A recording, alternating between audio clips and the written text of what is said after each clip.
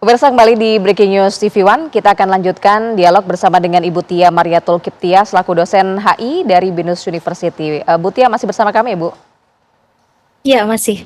Ya, Bu Tia, kita flashback sedikit dan tarik dengan fakta atau kondisi konflik saat ini. Apakah dukungan Amerika Serikat terhadap Israel tadi memiliki batas tertentu atau justru sebenarnya tanpa syarat? Mengingat tadi Ibu juga menyampaikan seberapa ambisiusnya pihak Israel. Ya, selama ini dalam segi sejarah ya tanpa batas, Mbak. Hmm. Kita mulai dari tahun 48, ada perjanjian Oslo juga, Oslo 1, Oslo 2. Kemudian ada persoalan West Bank yang seharusnya itu menjadi area internasional. Tapi Amerika Serikat seperti tutup mata, bahkan di masa Trump itu Tel Aviv, ibu kota Israel, kabarnya akan dipindahkan ke East Jerusalem. Ini jelas tentu menyalahi international law dan kesepakatan internasional bahwa ada batas-batas yang dimana menjadi area A, B, C, begitu ya, area Palestina, area bersama, area internasional, dan area Israel. Ini semuanya tidak digubris, bahkan Amerika Serikat ada di belakangnya, terutama ketika masa Trump ya, terus dilakukan okupasi oleh Israel, dan itu diamini, itu di apa namanya, didukung begitu ya. Jadi ini tanpa batas dan sepertinya agak sulit untuk bisa memisahkan mereka berdua. Makanya kenapa saya menyatakannya ini adalah merupakan drama. Apa yang dinyatakan oleh Trump bahwa harus diganti, tatanan harus diubah, Israel harus diganti pemerintahannya begitu ya, rezimnya harus diubah. Saya tidak yakin bahwa itu memang akan terjadi. Karena itu sepertinya tidak mungkin, dan Israel keberadaannya di Timur Tengah untuk Amerika Serikat itu sangat penting karena memang kepanjangan tangan dari Amerika Serikat begitu ya. Jadi memang kalau ditanyakan ini ada batas atau ada syarat, tidak ada. Jadi betul-betul unconditionally.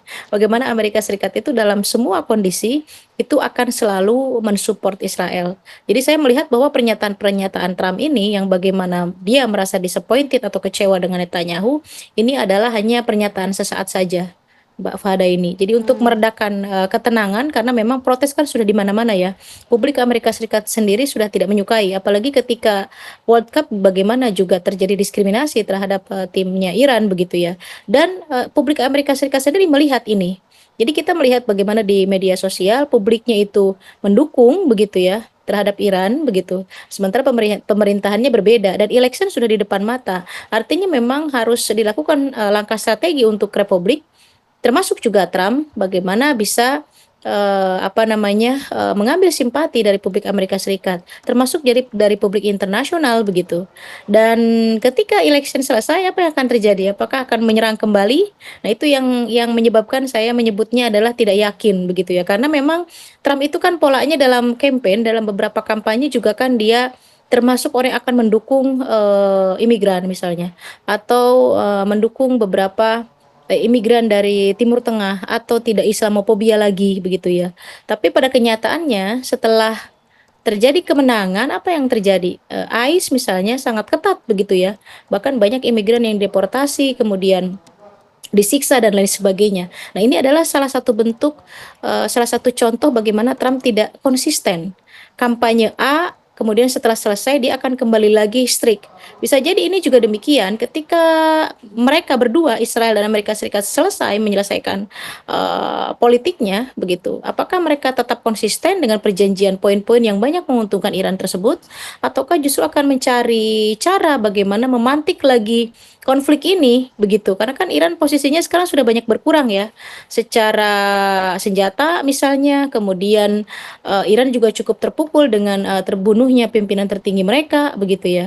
Banyak hal yang menyebabkan Iran cukup terkurangi secara instrumen militer. Nah, ini kan kesempatan untuk Israel. Kapan lagi bisa terus menyerang Iran yang merupakan ancaman di kawasan begitu.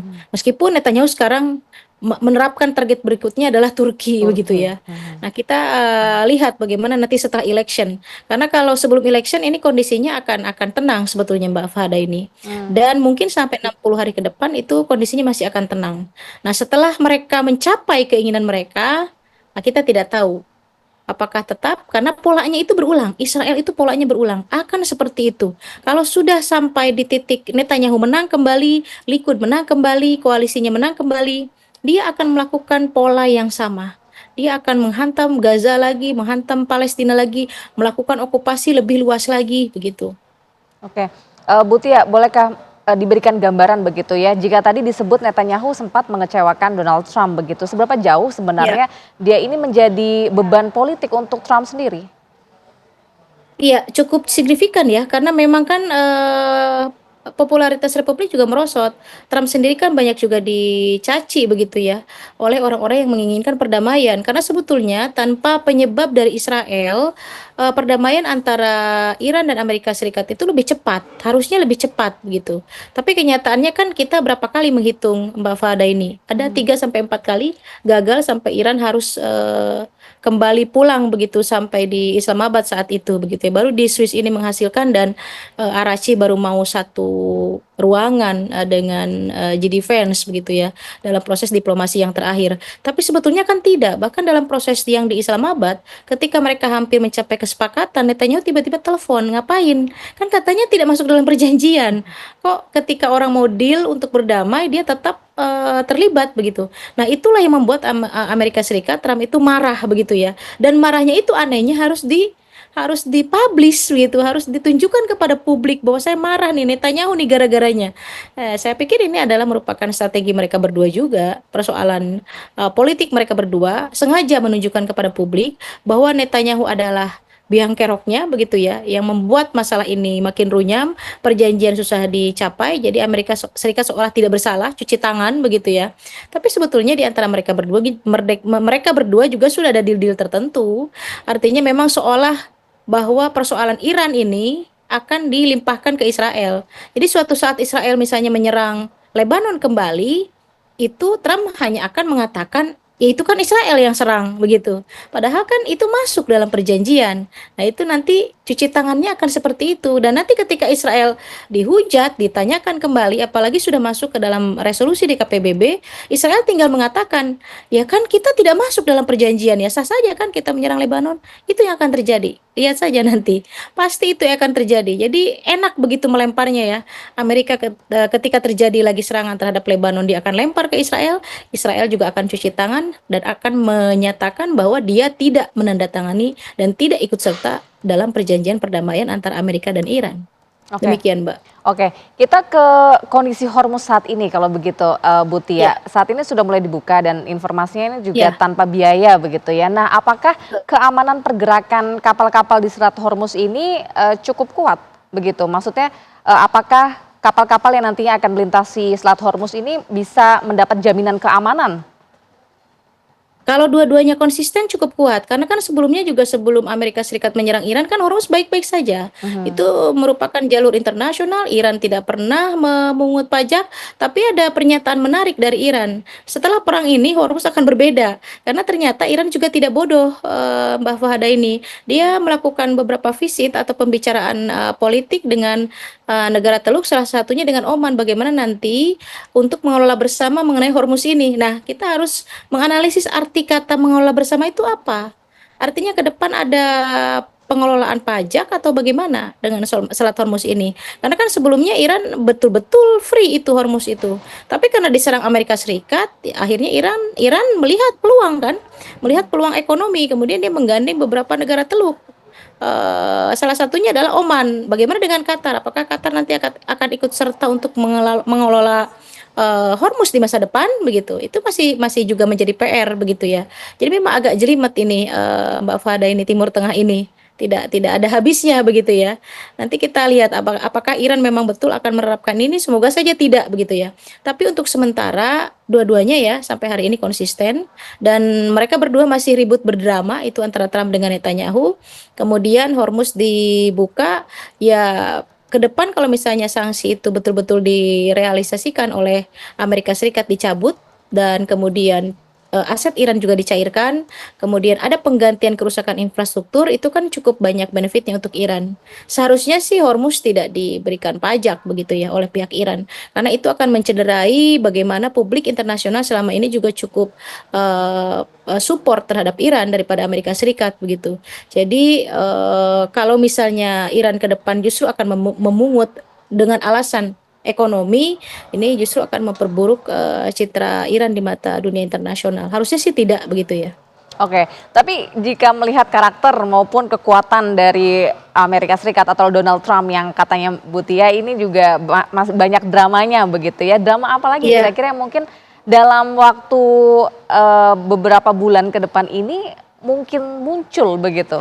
Apakah sudah bisa Ya, terbaca? ya, dalam waktu dekat ya, dalam waktu dekat saya membacanya akan terus, seperti berantem gitu ya, seperti apa ya, seperti konflik antara Trump dengan Netanyahu, itu akan terus dimainkan. Sampai kondisi publik betul-betul percaya bahwa Trump ingin mengubah, posisi Netanyahu dengan pemimpin lain.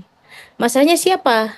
Tidak cukup kuat, ada di Knesset itu partai-partai kecil, partai-partai Arab yang selama ini juga di Knesset banyak yang membela Palestina.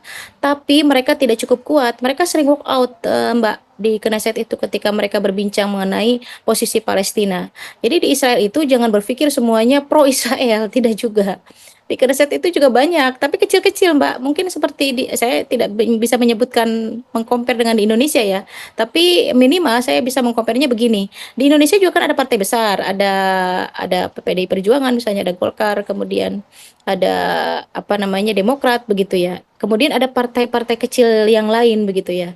Nah, di Knesset juga demikian. Nah, Likud itu adalah partai terbesar, terkuat, kemudian mempunyai koalisi yang cukup kuat, dan bagaimana Netanyahu kembali terpilih. Sebetulnya nama Netanyahu itu kurang populer dari sebelum election yang kemarin. Tapi pintarnya dia, cerdasnya dia, dia mampu mengumpulkan koalisi-koalisi sehingga terangkat kembali. Nah, itu problemnya begitu. Jadi partai-partai kecil yang memang mendukung Palestina, pay attention terhadap kemanusiaan Palestina, kalah dengan koalisinya yang partai besar tersebut yang mereka bergabung menjadi satu.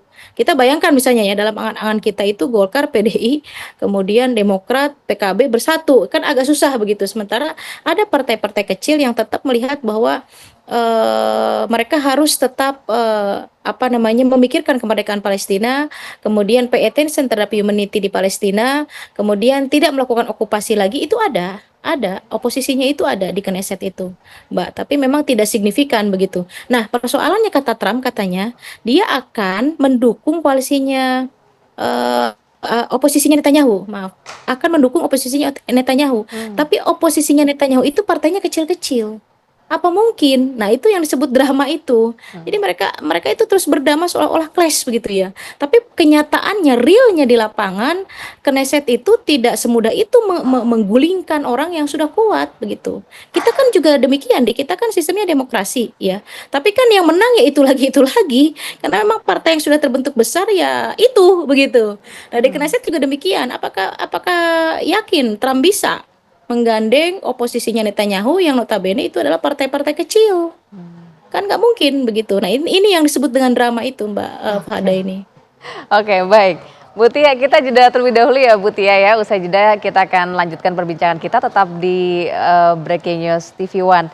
Namun kami ternyata akan melanjutkan Breaking News dengan kabar-kabar lainnya sehingga kami sudahi dialog bersama dengan Ibu Tia. Terima kasih sekali Ibu sudah bergabung di Breaking News TV One atas informasi dan juga pendapatnya. Sehat selalu Bu Tia.